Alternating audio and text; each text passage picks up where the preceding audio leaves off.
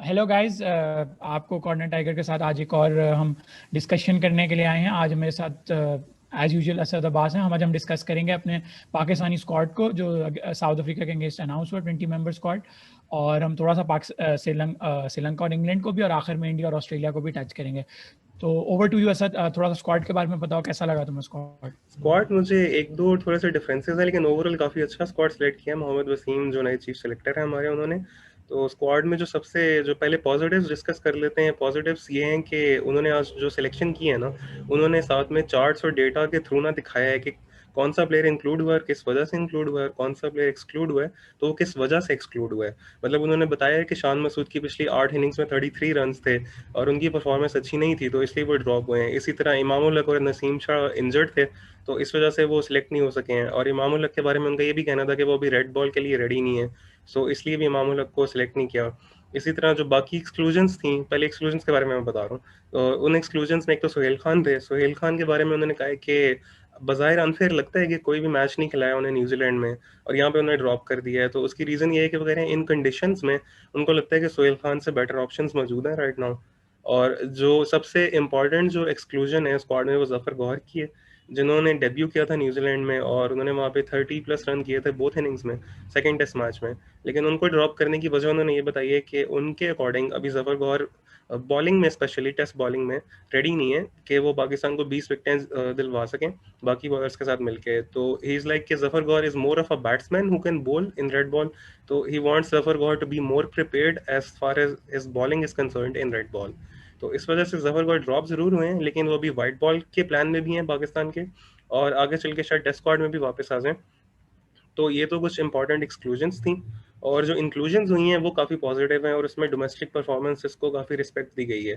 तो जो नई इंक्लूजन्स है पाकिस्तान स्क्वाड में, सबसे पहले उसमें बैट्समैन देख लेते हैं। उसमें अब्दुल्ला शफीक को चांस दिया गया है, जिन्होंने कोई 10 इनिंग्स में 2019 की जो कायद-ए-आज़म ट्रॉफी थी उसमें काफ़ी अच्छी एवरेज के साथ स्कोर किया था। लेकिन वो चूंकि एक सिंगल सीजन की परफॉर्मेंस थी, इसलिए मोहम्मद वसीम का कहना था कि अब्दुल्ला शफीक को सिलेक्ट करने की वजह उनका पोटेंशियल, उनकी टेक्निक है, उनकी परफॉर्मेंस से ज़्यादा, क्योंकि ज़ाहिर है एक सीज़न की परफॉर्मेंस ही है अभी उनकी। और साउथ शकील को भी सिलेक्ट किया गया है अब्दुल्ला शफीक के बाद। अब साउथ शकील के बारे में हम सब जानते हैं कि वो पिछले 3-4 साल से परफॉर्म कर रहे हैं टेस्ट क्रिकेट में, आपको तो पता है। और साउथ शकील की जो परफॉर्मेंसेज हैं वो सबके सामने है, तो उनका सिलेक्ट होना तो हमें पहले भी एक्सपेक्टेड था कि वो सिलेक्ट होंगे, और पाकिस्तान के लिए 3 या 4 नंबर पे वो एक अच्छी रिप्लेसमेंट साबित हो सकते हैं हारिस सोहेल की, जिनको खराब परफॉर्मेंस की वजह से ड्रॉप किया गया है। और बाय द वे मैं अच्छा यार, बता दूं थोड़ा कि इमरान बट को रिटेन रखा गया है, जिन्होंने कोई मैच नहीं खेला था न्यूजीलैंड टूर में। और उसकी वजह ये है कि एक तो हमारे पास ओपनर्स कोई इतने ज़्यादा अभी अवेलेबल है नहीं अच्छे ऑप्शंस। शान मसूद को भी ड्रॉप किया गया है, तो आबिद अली और इमरान बट ही मुझे लग रहा है जो मेन ओपनर्स हो सकते हैं हमारे टेस्ट स्क्वाड में। और इमरान बट को सिलेक्ट करने की एक और वजह ये है, जो वसीम ने बताई है आज, कि वो स्लिप के बहुत अच्छे फील्डर हैं, बेस्ट फील्डर हैं डोमेस्टिक में। और हमें पता है जो पाकिस्तान की कैचिंग रही है पिछले कुछ अवे टूर्स में, उसको देखते हुए हमें डेफिनेटली ऐसे फील्डर चाहिए जो स्लिप में एटलीस्ट कैच तो पकड़ सकें। और ये तो हो गए थोड़े से यार। जो बैटिंग की इंक्लूजन्स हैं। और उसके बाद बॉलिंग के अंदर पाकिस्तान ने बहुत अच्छी जो आज सिलेक्शंस क्रिकेट बोर्ड ने जो की हैं मोहम्मद वसीम ने, उसमें एक तो साजिद खान है जो कि ऑफ स्पिनर हैं, उनकी टॉप विकेट टेकर थे इस साल भी, लास्ट ईयर भी। और एक उनके अलावा नुमान अली की सिलेक्शन है जो कि स्लो लेफ्ट आर्म बॉलर हैं, वो भी बहुत अच्छी सिलेक्शन है। अब साजिद खान, नुमान अली और यासिर शाह, ये 3 हमारे मेन स्पिनर्स हैं स्क्वाड में, और तीनों बहुत ही अच्छी सिलेक्शन है जो मुझे लगता है। यासिर शाह की सिलेक्शन पे कुछ डाउट्स थे, उस पर वसीम ने कहा भी है आज कि उनको मॉनिटर किया जा रहा है कि उनकी परफॉर्मेंस वो नहीं है जो पहले यासिर शाह की हुआ करती थी। लेकिन फिर भी वो ये कह रहे थे कि जाहिद महमूद को नहीं रखा और यासिर शाह को इसलिए चांस दिया है क्योंकि वो ये नहीं चाह रहे कि जब पाकिस्तान टेस्ट मैच खेले तो 2 डेब्यूटेंट स्पिनर्स खेल रहे हो पाकिस्तान के अगेंस्ट साउथ अफ्रीका। तो एक्सपीरियंस की वजह से यासिर शाह को एक और मौका दिया गया है, तो आई थिंक ये अच्छा डिसीजन है। और फास्ट बॉलर्स में हसन अली वापस आ गए हैं, जो कि एक्सपेक्टेड था। उनकी जो परफॉर्मेंस रही है इस साल डोमेस्टिक में, 19 की एवरेज से 40+ विकेट्स। और उसके अलावा ताबिश खान को चांस मिला यार आफ्टर 598 फर्स्ट क्लास विकेट्स। मतलब फाइनली वो बंदा जिसने 27,000 बॉलिंग की है फर्स्ट क्लास में, उसको फाइनली चांस मिल गया है, तो उसके लिए I am personally very happy. यार अच्छा यार, ये तो तुमने मुझे एक ओवरऑल लुक बता दिया। थोड़ा सा मैं तुम्हें ऐड भी करूंगा और थोड़ा सा अपना भी पॉइंट ऑफ व्यू दूंगा। यार, अब्दुल्ला शफीक के इंक्लूजन पे मुझे बहुत ज़्यादा डाउट है, क्योंकि यार ठीक है, आपके पास इस वक्त डोमेस्टिक में ओपनर नहीं है। आप ऑलरेडी आप किसी और को भी चांस दे सकते हैं। Abdullah Shafique is still very raw. और आप इसके इससे अगर आप इसके पैरेलल देखें, हैदर अली हैदर अली ज्यादा एक्सपीरियंस है उस बंदे का फर्स्ट क्लास का भी, प्लस वो पाकिस्तान टीम के साथ भी ज्यादा रहा है और उसने ज्यादा मैचेस भी खेले। इससे अच्छा ये होता है, अब्दुल्ला शफीक से ज्यादा अच्छा होता है कि आप हैदर अली को इंक्लूड कर लेते with Imran Butt and Abid Ali as openers.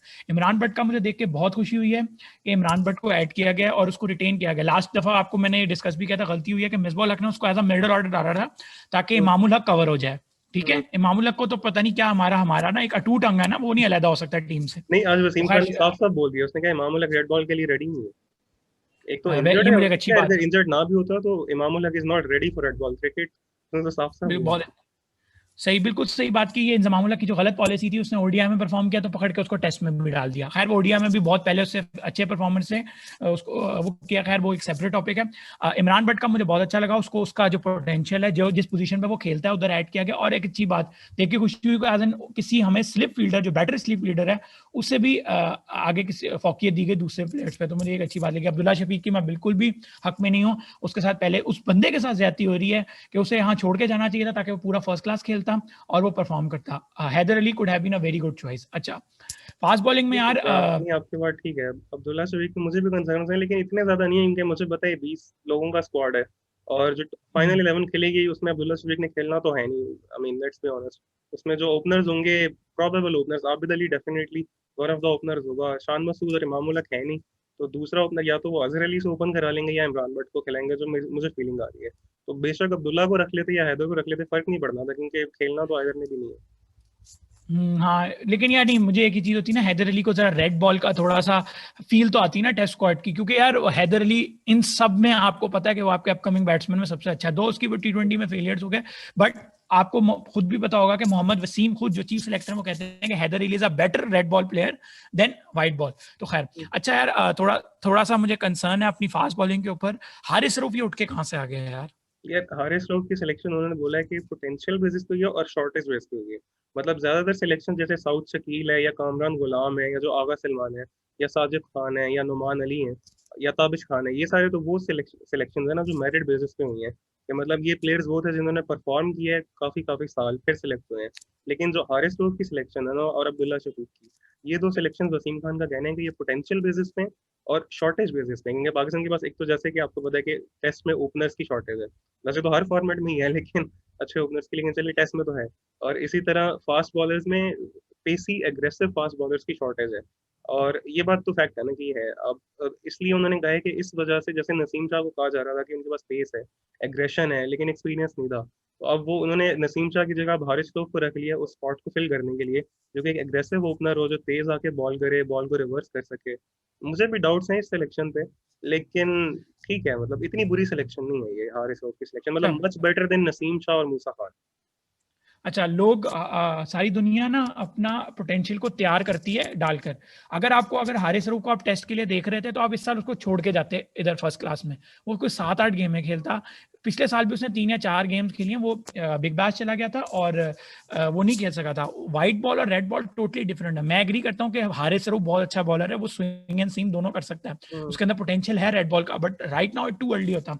मेरे पास ये कुछ स्टैट्स थे, मैं शेयर करना चाहूंगा। पिछले इस दोनों साल, लास्ट दोनों सीजन में वकास मकसूद ने बहुत अच्छा परफॉर्म किया। 51 विकेट्स हैं उसके लिए 2 साल 2 सीजन में, तो आप वकास रजत की मकसूद को भी एवरेज ऐड थी है कर ना, सकते थे।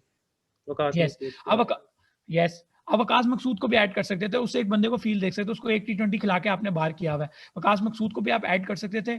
और हसन अली आपके पास था, तो मैं नहीं समझता कि आपको बहुत ज्यादा हसन अली भी रिवर्स करना जानता है और उसका aggression decent Hasan Ali performance में ने भी भी है, बता, हसन अली में भी है। पेस भी तो डिसेंट हारिस है जरूर उसकी। की, हाँ हारिस जरूर से अच्छा की सिलेक्शन से अच्छा था। वकास मकसूद या अ, किसी और को चांस दे सकते थे, क्या कहते हैं, फर्स्ट क्लास के अंदर there are lot Waqas of. Masood को Mir Hamza, could have been a better selection. हाँ मीर हमजा के पे भी जा सकते थे। तो हारिस रऊफ, मेरे ख्याल से हारिस रऊफ और अब्दुल्ला शफीक जो है वो मिसबा और वकार का कोटा है। वो हाँ, कुछ उनको भी तो 10% कोटा होता है ना माइनॉरिटीज का भी और इस तरह भी, तो वो उन दोनों का उन्होंने भी कोटा तो रखा कुछ गया है। रखवाना है ना, जाहिर है। हाँ रखवाना है। तो ये तो क्लियर कट है कि ये तो मुझे यकीन है कि अब्दुल्ला शफीक, पता नहीं मिसबाह, पता नहीं उस पर बहुत ही फिदा हो गया, जैसे पता नहीं हमें अगला पृथ्वी शॉ या शुभमन गिल मिल गया। वो मुझे समझ हम्म। आ गई थी। अच्छा यार, आगा सलमान की सिलेक्शन पे क्या कहोगे? मैं यार तुम्हें एक उसने पहले रन्स छोटा सा तो किए स्टैट हैं, शेयर कर। लेकिन वसीम खान के मुताबिक आगा सलमान ने एक तो रन्स किए हैं और रन्स क्रूशियल मोमेंट्स पे किए हैं apparently as per his justification, and he can bowl a little just like Kamran Ghulam. इन दोनों का उन्होंने कहा है कि एक तो उन्होंने रन्स भी किए and they can bowl a little too, so maybe he's looking for more of a batsman who can bowl a little bit if needed, so a part-time bowler as well. So इस वजह से वो कह रहे हैं यार कि selection है। यार मेरे पास इधर ना ये टॉप 10 रन गेटर्स हैं लास्ट 2 सीजन्स के। अब तो 2 सीजन खत्म हो गए ना ये नए सिस्टम के अंदर। यार उसमें टॉप 10 में भी नहीं है आगा सलमान, ठीक है। आगा सलमान यार उस बंदे को देखा है, वो इज अ गुड प्लेयर। ये नहीं कह रहा हम किसी को डाउन नहीं करना चाहिए, हमारा एक प्लेयर ही है, उसको प्रमोट करना चाहिए। But right now too early, आप उसे किसी 8 ओवर पे भी नहीं लेके गए, आप शाहीन्स के साथ भी नहीं, वो था कहीं भी नहीं था, एकदम से आना मुझे समझ नहीं आती। पता नहीं है उस्मान सलाउद्दीन ने क्या गुनाह किया हुआ है, पता नहीं क्या उसकी इन गुनाहों की जो सजा मिल रही है। पिछले साल जो 2 सीजन के अगर ऐड करके बताएं तो सबसे ज्यादा रन्स बनाए हुए हमाद आजम ने 1383 रन्स, ठीक है। पिछले साल 537 थे, इस साल 846 थे। तो यार इससे ज्यादा अच्छी ऑप्शन कौन सी होगी जो बैटिंग भी कर ले और थोड़ी बहुत बॉलिंग भी कर ले। उस्मान सलाउद्दीन का डेफिनेटली बनता था, मुझे नहीं समझ आता। और उस्मान सलाउद्दीन नंबर 2 पे, हाँ, कामरान गुलाम या आगा सलमान दोनों से पहले ना उस्मान सलाउद्दीन का बनता था। उसको एक टेस्ट मैच आपने खिलाया था इंग्लैंड में, उसके बाद वो बेचारा ड्रॉप्ड है। He is 30 years old now, पता नहीं उसका चांस कब आएगा। उस्मान सलाउद्दीन की जैसे तुमने बात की, वो टॉप 10 रन गेटर में दोनों सीजन्स के नंबर 2 पे 1371 के साथ। तो और उस्मान सलाउद्दीन की मैंने पिछली वीडियो में भी जिक्र किया था कि यार उस बंदे ने बड़े क्रूशियल टाइम पे रन्स करके दिए सेंट्रल पंजाब को। तो ये मुझे थोड़ा समझ नहीं आता कि एक तरफ तो आपकी काफी अच्छी सिलेक्शन हैं, बट ये उस्मान सलाउद्दीन को और हमाद आजम को ओवरलुक कर जाना और आगा सलमान को इसलिए खिला जाना कि वो थोड़ी बहुत बॉलिंग कर लेता है। तो मैंने कोई इससे कोई एक्स्ट्राऑर्डिनरी बॉलिंग करते हुए नहीं देखा। और बाकी कामरान गुलाम का जो ये हमाद आजम की जगह मुझे तो लगता है, जो मुझे लगता है कि इन्होंने स्पिन ऑलराउंडर रखा है instead of fast bowling allrounder, शायद इसलिए मोहम्मद नवाज को रख लिया हमाद आजम की जगह। अच्छा, मोहम्मद नवाज को भी, यार मोहम्मद नवाज चलो गुड ऑप्शन है कि आप स्पिनिंग ऑलराउंडर के लिए आपको एक ऑप्शन आ गई, चलो ठीक है। मोहम्मद नवाज ठीक है, हमाद आजम की तो बात आ गई, ठीक है, उसको आपने वो कर लिया। लेकिन Usman Salahuddin should have got an edge over Agha Salman. और कामरान गुलाम के लिए यार ठीक है, चलो उस बंदे को फील मिल जाएगी, डेब्यू ना कराया जाए, डेब्यू पहले साउथ शकील को, या हाँ सबसे पहले साउथ शकील को डेब्यू कराना चाहिए, क्योंकि वो बंदा डिजर्व करता है। और यार ताबिश खान के लिए तो मैं अभी बहुत खुश हूँ, 580 प्लस विकेट्स लेकर उस बंदे को वाकई यार फर्स्ट क्लास विकेट, 27,000 बॉलें वो कर चुका है फर्स्ट क्लास में। फाइनली उसे चांस मिल रहा है, मतलब वो बॉलिंग का फवाद आलम है पाकिस्तान क्रिकेट का। Yes, he is a ball. अब यार हम दूसरा उस्मान सलाउद्दीन को फवाद आलम बना रहे हैं। खैर होपफुली मोहम्मद वसीम की एक और मुझे अच्छी बात ये लगी कि यार उसने सब प्लेयर्स को फोन किया जो ड्रॉप हुए हैं और उनको बताया, उनको रीजंस बताई हैं कि तुम क्यों ड्रॉप हुए। होपफुली शान मसूद और उसके जो चाहने वाले हैं ना कुछ बहुत स्पेशल, उनको समझ आ जाएगी। चल रहा है शान मसूद को रखना चाहिए था, वो सारे उसका मीडिया हाइप है ना कि वो फिटनेस फ्रीक है, मुल्तान सुल्तान का कैप्टन है और ब्ला ब्ला।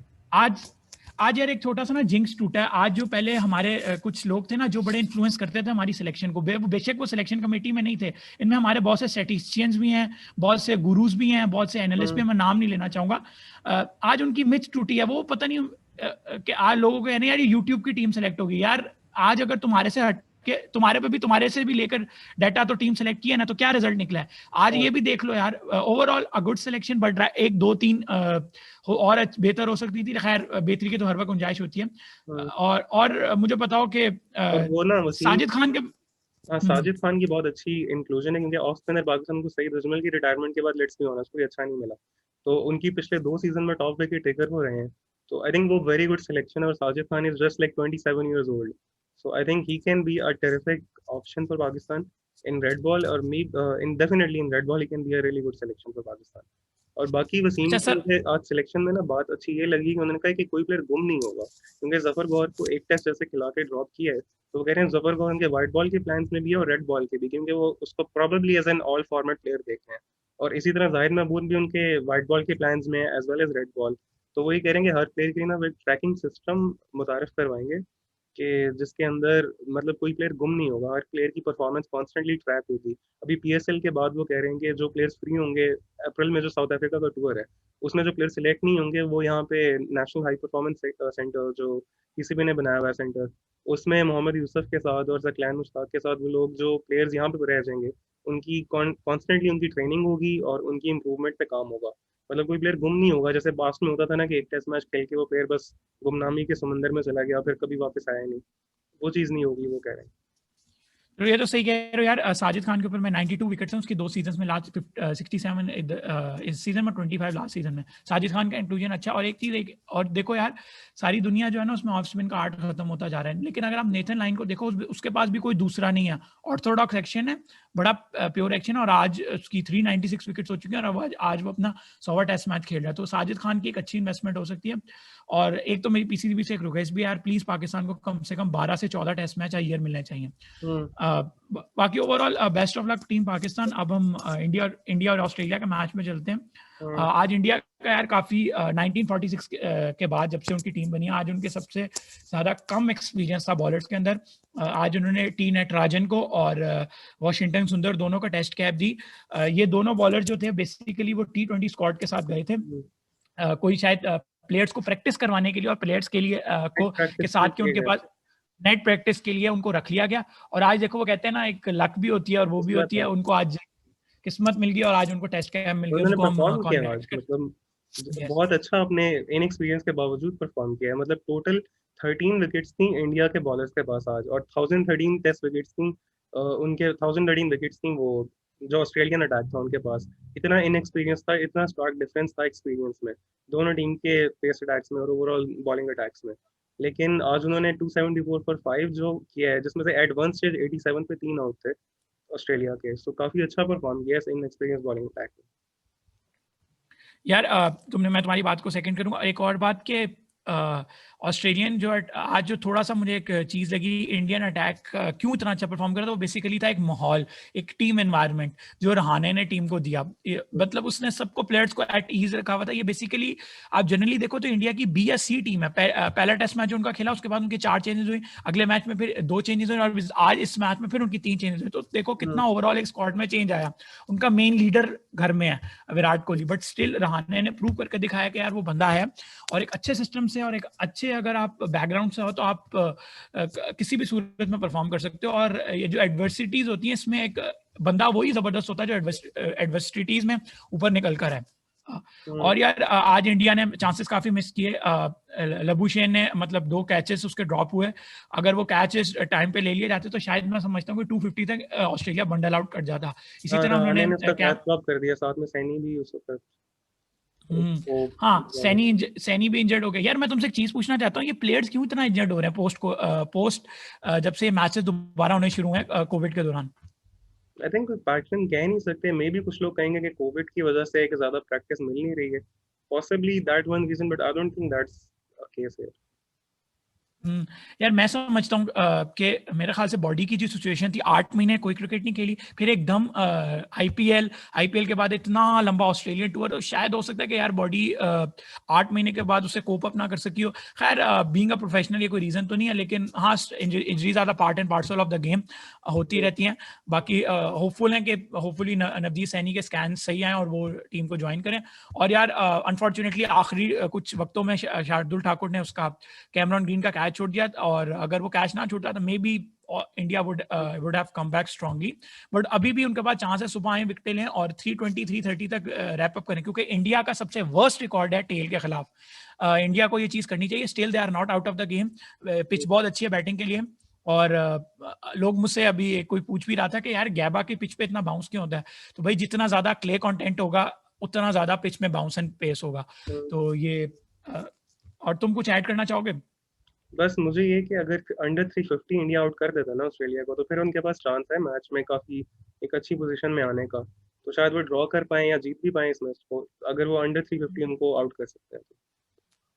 सही कह रहे हो यार, थोड़ा सा बस हाँ ऐड करो। मैं कह रहा हूँ बाकी अब कल देखते हैं। होपफुली कल देखते हैं कल इंडिया की कैसे बैटिंग करता है। अपने कैचेस होल्ड ऑन करने चाहिए। ओवरऑल यार स्टैंडर्ड जो है वो फील्डिंग का बहुत नीचे गिर चुका। ऑस्ट्रेलिया ने भी बहुत कैचेस छोड़े, इंडिया ने भी बहुत कैचेस छोड़े। श्रीलंका और साउथ अफ्रीका का टेस्ट हुआ था उसमें भी काफी कैचेस छोड़े थे। अच्छा यार थोड़ा सा श्रीलंका और इंग्लैंड को टच करेंगे and then we will call it of.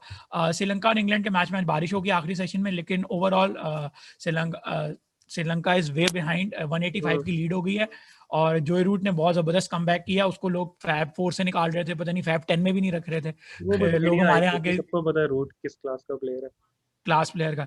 उसने आज दिखाई है अपनी क्लास, वो खड़ा रहा है और अभी 185 अहेड है। होपफुली बारिश कल नहीं होगी तो हमें तकरीबन 300 साढ़े 300 का मिलेगा, और मेरे ख्याल से इंग्लैंड को विल नीड अनदर 80 75 80 ओवर्स, वो श्रीलंका को पैकअप करके वो कर देगी। ओवरऑल इंग्लैंड टीम के लिए तो अच्छा है, लेकिन वर्ल्ड क्रिकेट के लिए बहुत है कि यार श्रीलंका अब अपने होम में भी हार रहा है, श्रीलंकन के स्पिनर जो है वो होम में भी आउट नहीं कर पा रहे, इतनी अच्छी स्पिन ट्रैक के ऊपर। और डैन लॉरेंस यार लेफ्टी एक बहुत जबरदस्त आया, उसने दिखाया यार वही वाली बात है ना, आपका टीम माहौल अच्छा हो, आपका टीम एनवायरनमेंट अच्छा हो, कोई भी नया प्लेयर आएगा वो उसमें अडाप्ट कर लेगा और वो अच्छा परफॉर्म करेगा। कुछ और ऐड करना चाहोगे? नहीं, बस बाकी एंड पे अब ये देखते हैं कि आगे पाकिस्तान की जो सीरीज है 26 से स्टार्ट हो रही है, तो देखते हैं अब इन 20 में से कौन से 16 प्लेयर्स फाइनलाइज होते हैं, तो जब वो फाइनलाइज होंगे तो हम उस पर बात कर लेते हैं। उस पर बात करेंगे। चलिए यार, हमारे चैनल को प्लीज शेयर करें और लाइक भी करें, और सब्सक्राइब लाजमी करें। आप लोग सब्सक्राइब नहीं करें, अगर आप देख रहे हैं तो प्लीज सब्सक्राइब भी करें। होपफुली हम और अच्छी वीडियोस और डीप इनसाइट्स क्रिकेट के बारे में लाते रहेंगे। Thank you.